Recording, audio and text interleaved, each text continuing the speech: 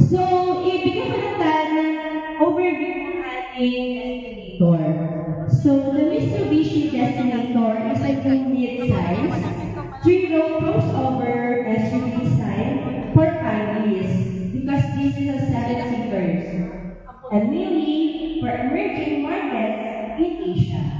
It's powered by a 1.5-liter turbocharged gasoline engine and features a continuous variable turbulator transmission or CVT. And the Destinator includes a variety of modern amenities like a larger infotainment display, dual-zone climate control with air purification, advanced safety features, and a panoramic sunroof.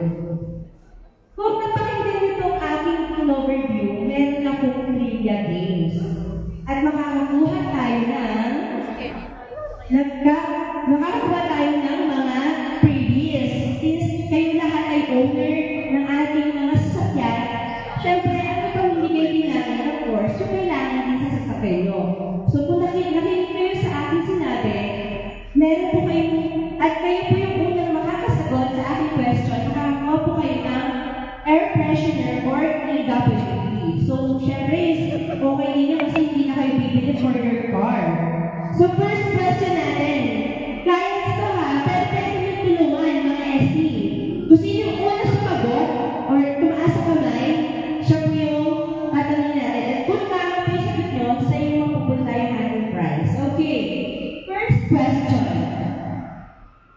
How many variants has a Destinator?